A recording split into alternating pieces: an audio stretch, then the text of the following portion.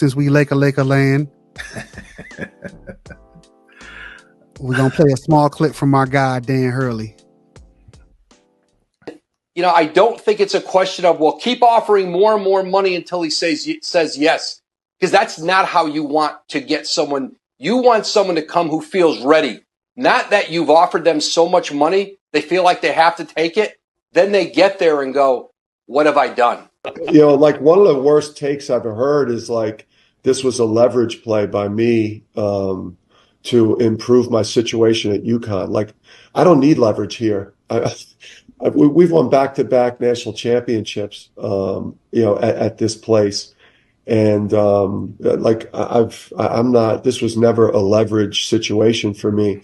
I've had a contract in place here, you know, for a couple of weeks, and the financial part in terms of salary has been done for a while.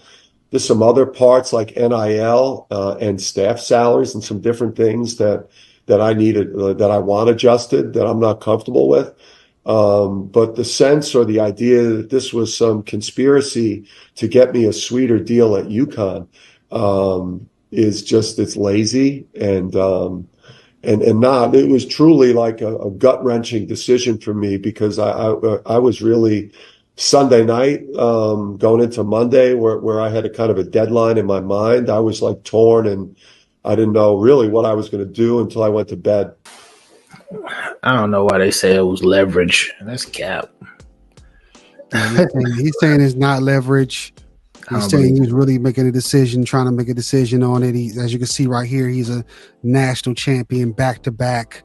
And, you know, I thought it may have been some leverage as well, maybe trying to get something sweeter. He did mention he wanted some incentives sweetened out, so maybe it is partially that. But, yeah, he's saying it's cap, pretty much. I agree. And that's on Stu Gatz and Lebatard's show. And then the first part was Woj saying that, you know, you don't want to get a guy with a whole bunch of money. He's taking shots at my Pistons with the Monty Williams situation. Give a guy a whole bunch of money and then he don't want to be there.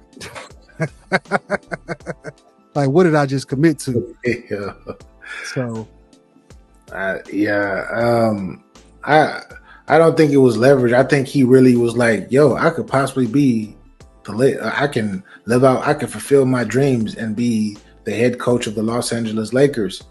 But he's looking back and he's looking at these NIL deals, right? Sure. And a lot of schools that don't benefit, but his school is one of the schools that do benefit, where like we won back-to-back championships, or we got 2-star players that are going into the league, going into the draft. I'm sure he has a ton of recruits, a ton of 5-star recruits who are like, I want to go to that school and I want to join a winning culture. Like he probably looked at his legacy and was like, if I go over here, I probably did want to be an NBA head coach. But at the same time, if I do go over here, my coaching span might be a year or maybe 2 years, and they might just dump me in the river somewhere. And by that time, somebody else is going to inherit my kingdom of UConn, when he could possibly win 3 championships. He got 2. He would have 2 years if he came to the Lakers. You know that. That's what I'm saying. Yeah, he had 2 years, but the 2 years, bro, like I'm sure he gonna want. I'm sure he wants to be like a Popovich or somewhere where like I got 10 years of player plus.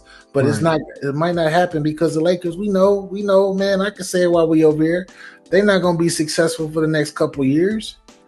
As much as we would love for them to be, they don't have any leverage really to get.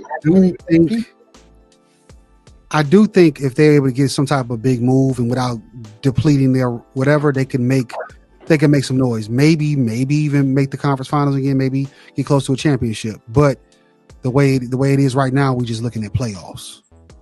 That's what I'm saying. Like, you're gonna make the playoffs, but we don't.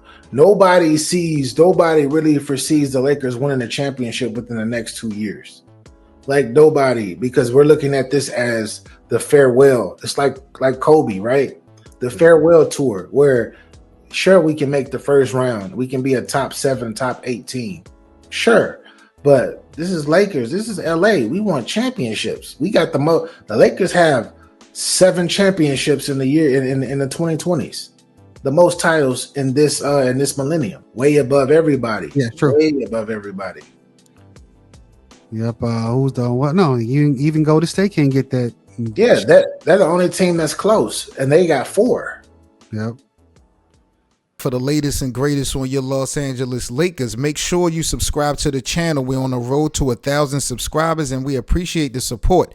Follow us on social media at Lakerland Show and join our Playback TV room for our free VIP access to our Lakers watch parties and, of course, the Lakerland podcast. That's playback.tv/Lakerland.